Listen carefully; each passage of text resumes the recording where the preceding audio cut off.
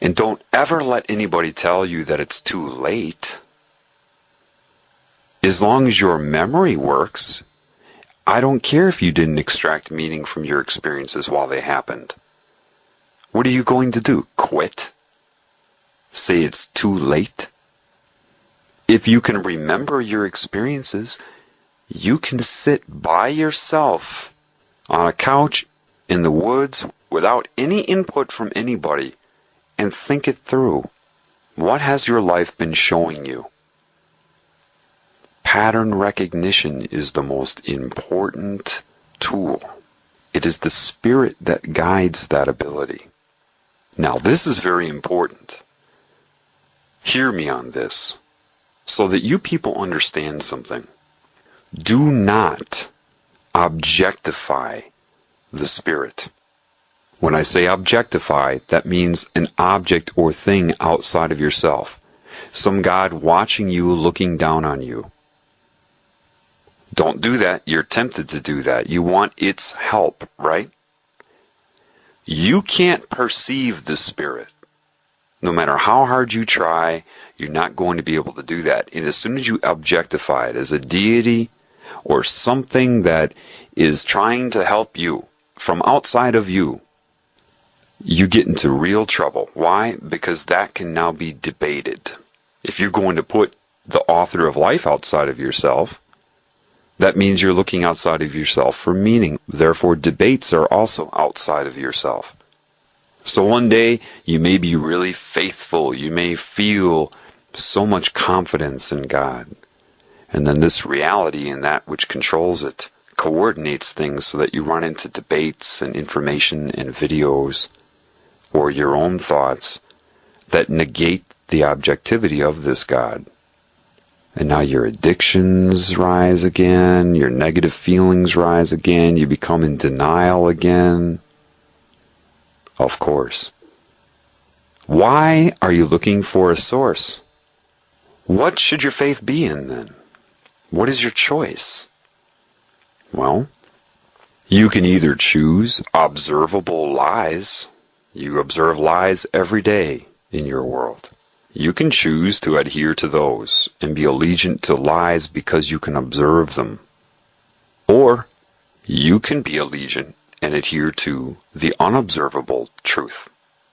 The truth is not in debate, and it certainly is not of the mind. You feel the truth. Meaning, say the hunting of deer does something horrible to your heart when you think about it, that humans have actually gotten to the point where they'll take weapons and kill an innocent vegetarian animal and call it a sport. And just because the entire world reinforces that, if you submit to that norm, then what are you doing other than killing your soul? Just because your reality doesn't confirm what you feel is correct inside doesn't mean that you should adhere to the observable lies or your reality or the norm. It's got to come from somewhere, right? Your feeling. I don't care if your reality confirms it. Do you hear what I'm saying to you? I wouldn't say this lightly or without certainty. I have had a path.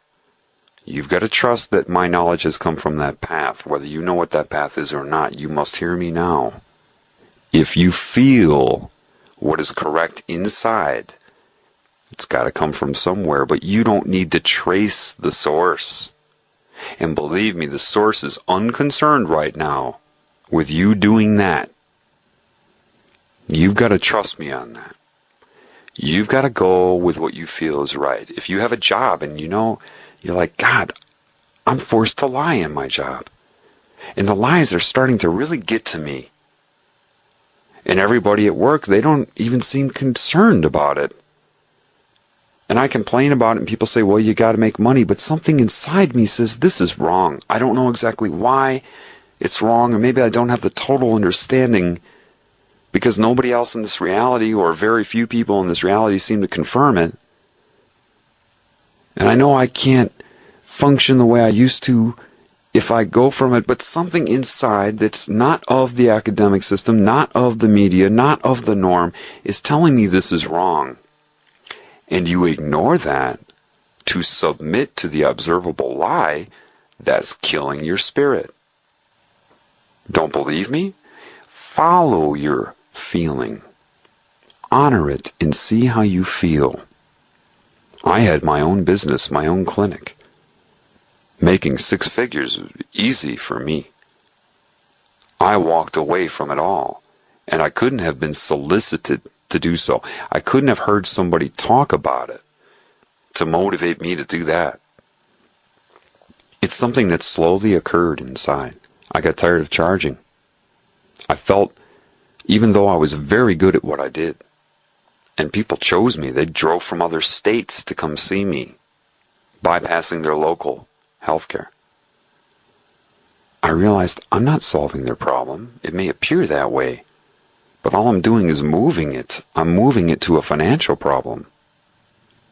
They shouldn't have to pay for this. They shouldn't have to pay for my time. So I decided to lower prices. Extremely lower them. And I got heat from the state board, because they didn't want all the other crooks to have to lower their prices too. It got to the point where I didn't even care if I could afford to pay rent at my office. I'd just go to their home if I had to, because I felt alive. This came from within me, not some video that I saw one day. My whole life, looking back on my whole life, what made me happy, what didn't? What are my gifts? How did I affect people positively, and how did I affect them negatively? Putting all of these things together, looking inward. Everything you need has been in your individual path. You've got to trust me on that. It's not in a 9/11 propaganda video. That may catalyze you to shake up your paradigm, which in some cases may be good, but if you magnetically bond yourself to it, now you're way off your path. I closed down my business to do this for free. People ask what the wake-up is. That is the wake-up. When you dramatically change your life because of conclusions that you come to, from the extraction of meaning, understandings you've gained from your life.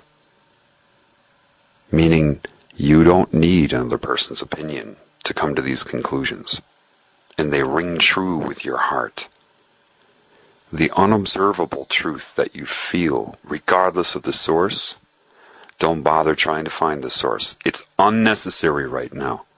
Do not objectify God. You don't need to do that. And it doesn't need you to do that. You've got to trust me on that. Your spirit's in you. It's been laying breadcrumbs down for you your whole life. It's not too late. Those breadcrumbs are still there. But you've got to want to do it. How do you begin to want to do it? By putting 2 and 2 together. You don't need to put 2 and 2 together necessarily of all this information you're being flooded with. You need to look inside. Everything I tell you has come from my path. I address other situations. Do you know, I don't like to talk about the New World Order. I don't like to talk about mind control. I don't like to talk about entities or the all-seeing eye. Because that isn't of me. It has nothing to do with me or what makes me me. That's why I don't like to talk about it. Why do I? Because it just happens to be something that is keeping all of you from knowing yourself. So unfortunately, I have to address it. And I'll address it in a broad recording like this, but day to day when I meet different people, I don't go up and talk about the New World Order to everybody. And that's another thing, people. I get a lot of people, John, how do you handle these entities? I'm starting to open up my psyche and you know, they're doing these things to me. Suck it up. I don't know what to say.